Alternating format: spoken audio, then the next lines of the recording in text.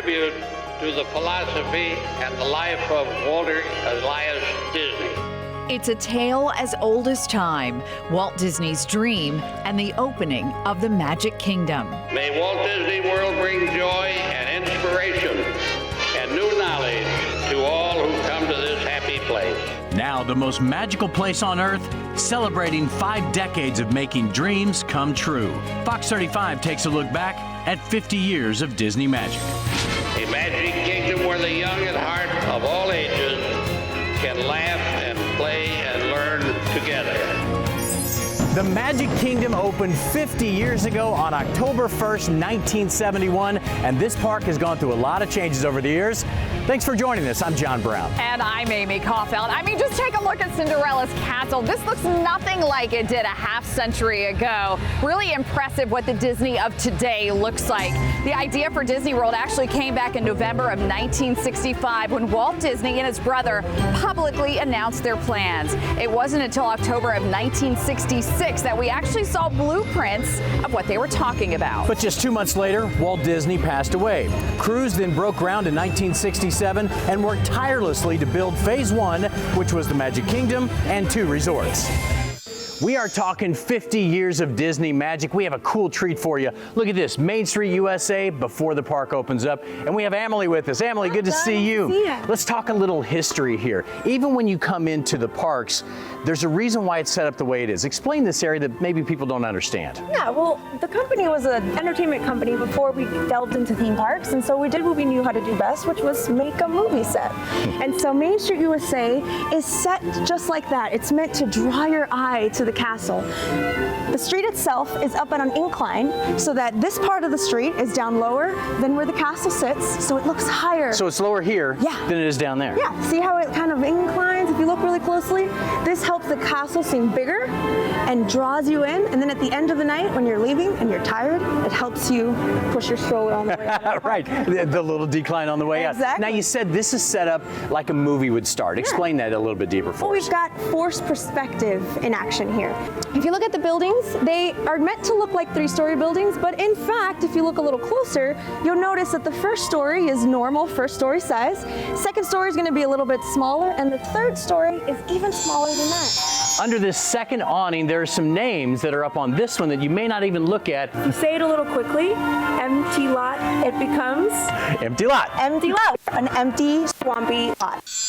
California, the park was so tiny, it was right in the middle of the city, and he didn't want to encroach too much on the city. Here, we had a little more space, so we could make that castle a little bit bigger. Now, just out of curiosity, in all the parks, there's a castle. Why did Walt want to put a castle in the middle of every one of his parks? The castle stands for the happily ever after. It's the magic, it's truly the fairy tale. Right? And so when you come into the Magic Kingdom, they want you to step out of your reality and into the fairy tale, into the magic. And that's why we have our castle. So we're going to finish with this one because Roy Disney doesn't get a lot of attention, but yet there's a bit of an homage to him when you first come in the park, and it's right up there. Explain what that is there. So without Roy Disney, we would never even have created this theme park. Walt and Roy, the brothers, really did create everything because one was the creative mind, Walt Disney, but Roy Disney was the businessman. So we created this window here to pay tribute to him, and it says Dreamers and Doers Association because Walt was the dreamer and Roy the doer. That's cool that he gets honored as well because so many times he gets overlooked even though he was vital to the success of this park. And he liked it that way. He was a kind of behind-the-scenes sort of man, and Walt, the showman, liked to be front and center. All right, I guess we got to go. It's Good to see you, pleasure, Emily. Have a good All day. right, I'm going to go play. It really does have an amazing history here. Now, the other part of Walt Disney's vision was the experimental prototype community of tomorrow, which we call Epcot. It became Disney's second park and opened about a decade after the Magic Kingdom. In fact, Epcot opened exactly 11 years to the day after the Magic Kingdom opened. At the time, it had just 5 Future World pavilions and 9 World Showcase pavilions. Well, 17 years later came Hollywood Studios, which actually used to be called Disney MGM Studios. It looked nothing like the park we know today. There was just one ride. It was the Great Movie Ride, and there was a 2-hour guided backstage tour. Now the park is home to Toy Story Land and the Star Wars Galaxy's Edge. Next came Disney's 2 water parks. Typhoon Lagoon opened 1 month after Hollywood Studios in 1989. It had a 95-foot high mountain and 8 water slides. Blizzard Beach came along about 6 years later in 1995 with a 12-story water slide.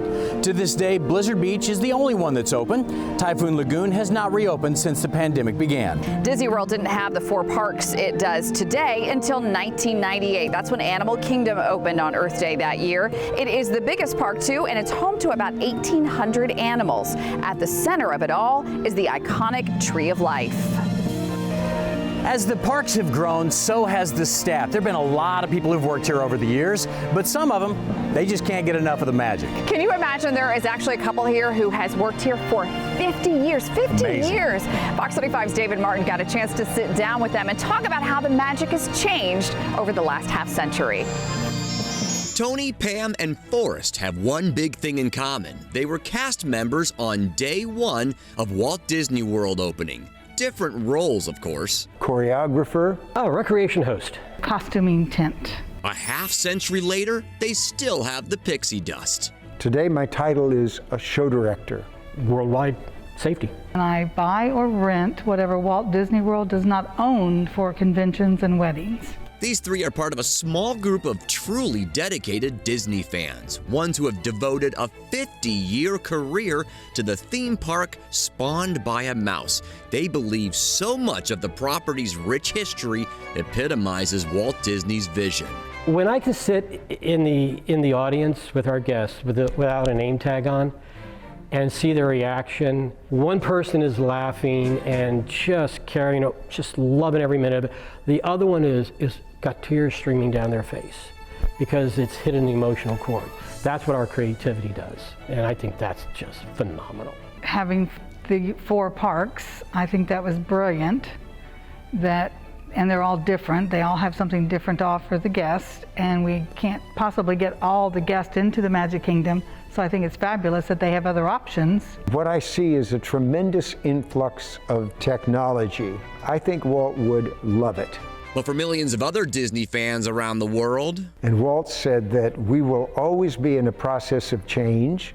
change isn't always easy, and there are attractions, shows, even policies no longer at the parks that are missed by traditionalists.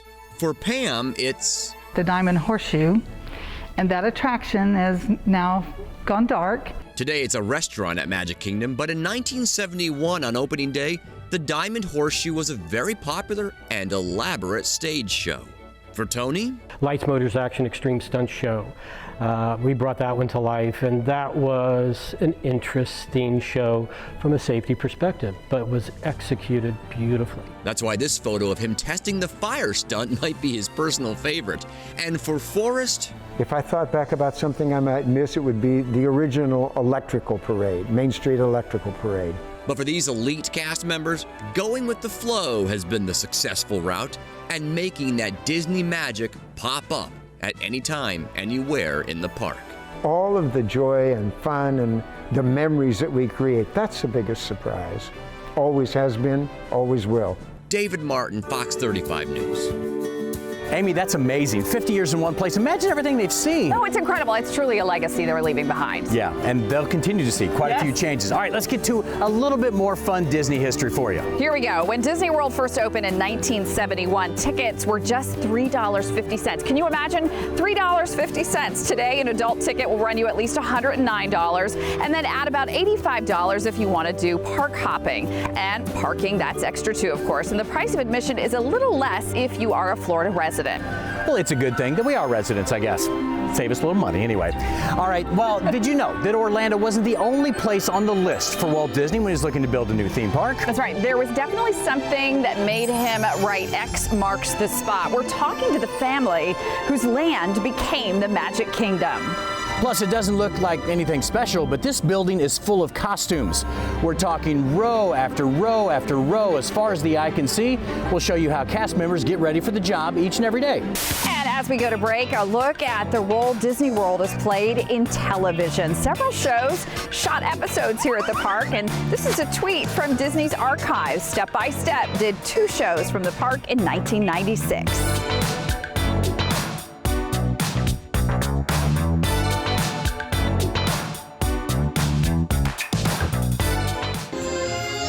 the perfect location in Florida, almost in the very center of the state.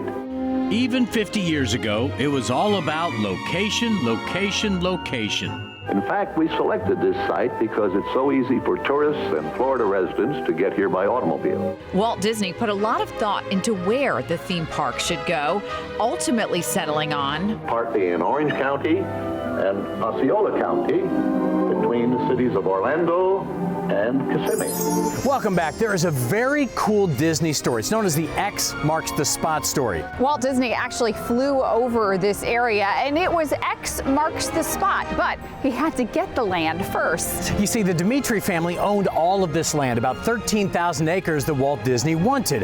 I had a chance to sit down with Mary Dimitri recently, and I got the behind-the-scenes story of how the family actually sold the land to Walt. We know what we hope to accomplish. Of course, that's the magic of Walt Disney himself, right? He was a visionary that saw things that other people didn't see. Mary Dimitri's family owned a huge swath of Florida swampland in the early 1960s, but they didn't know what to do with it. 12,500 acres. And my father, with a group of businessmen, decided they would spec some land.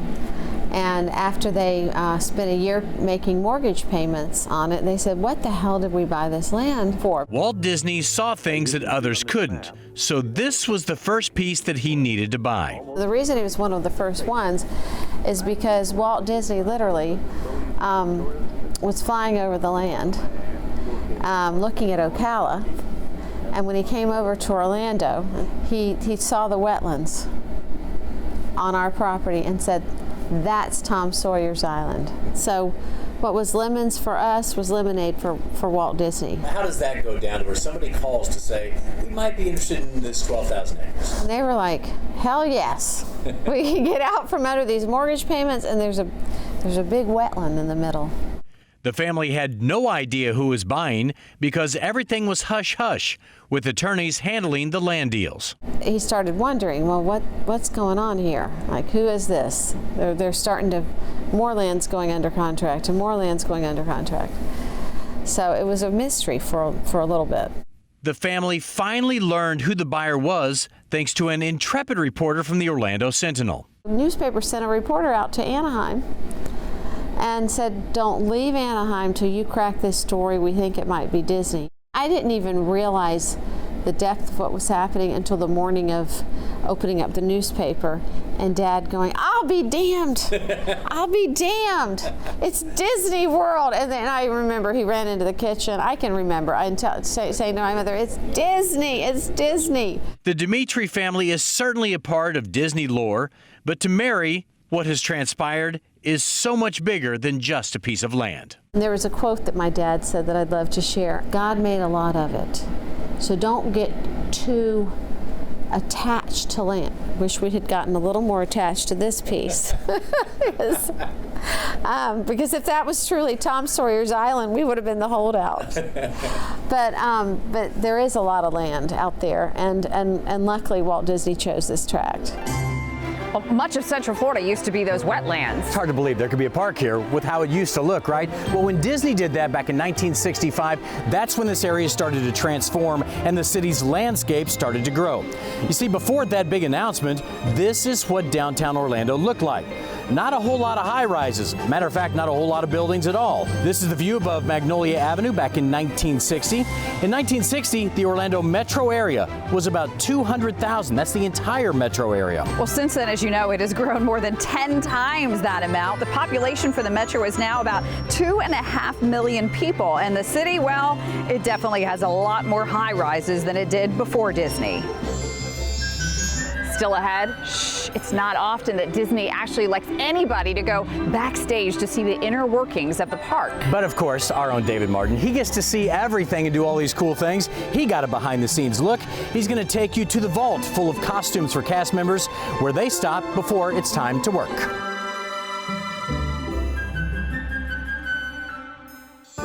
Of course, none of these events would be possible without the endless amounts of costumes that Disney has on hand. Yeah, think about how much storage space it takes, right? So Fox 35's David Martin went into the vault to see what all is there, and he gives us a sneak peek today. So this is from the Barbie show at Epcot.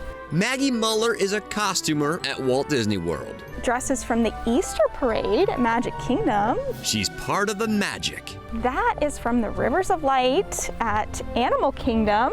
The clothing magic for dancers, singers, and actors. This is Tiana's Showboat Jubilee. That was at Magic Kingdom as well. Her creations are seen in shows and parades all around the parks. This pink one is from Cinderellabration at Magic Kingdom. Maggie helps to produce, source, and maintain the elaborate garments. And then we fit the performers and make sure everything fits and functions properly. It's a 50-year-old Disney detailed process that in part happens inside this unassuming, enormous building at an industrial park in East Orlando.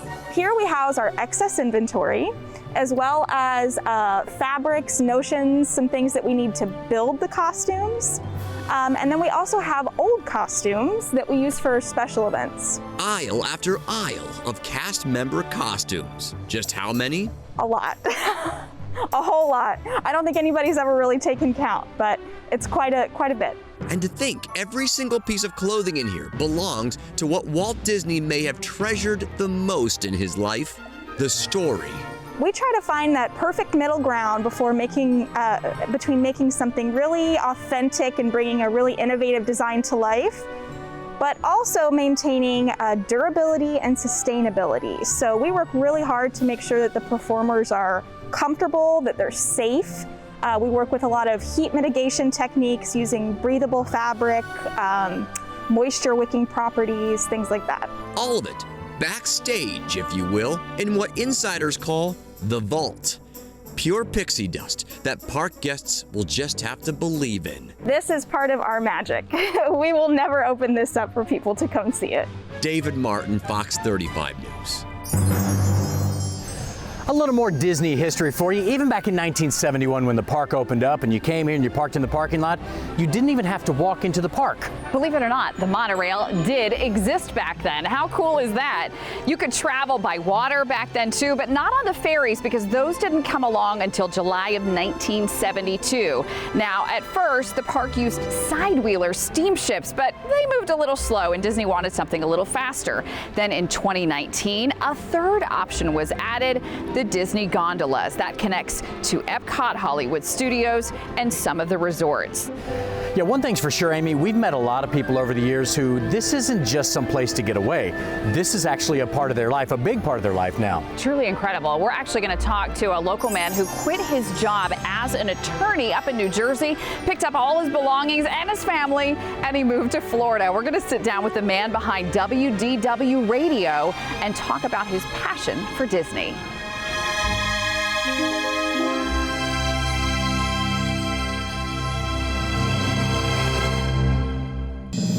Well, over the last 5 decades, these Disney theme parks have become more than just parks for some people. It's become their lifestyle and their livelihood, too. It's so true. One local man actually quit his job as an attorney and turned his passion for Disney into a very successful career. So I was practicing for about 10 years. Lou Mongello was a successful lawyer working in New Jersey when he got the itch to do something different. A huge Disney fan his whole life, he was shocked to learn there wasn't a Disney trivia book. So he set out to write one on the side, just for fun. I was flying back and forth to Walt Disney World a couple of times a month to do research. Lou and his family started visiting the Magic Kingdom the year it opened, 1971, with snapshot after snapshot of picture-perfect memories year after year. I remember, for some reason, vividly being in Tomorrowland with my father in 1976. There was something about when you cross that threshold into Magic Kingdom, it just felt like everything gets washed away. And I still feel that. I mean, I still feel that, 50 years later. For Lou, the magic was real. But he knew leaving his law practice to pursue a career as a Disney expert and enthusiast wouldn't be easy. The thing that made me make the move was fear. And when I say fear, it wasn't a fear of failure, it was a fear of regret. I was afraid that 5, 10, 20 years from now, I'd look back and go, I wonder what would have happened if I would have given this thing a shot. He didn't make the jump right away. In 2003, he wrote his first trivia book. And in 2004, he launched an online Disney discussion forum.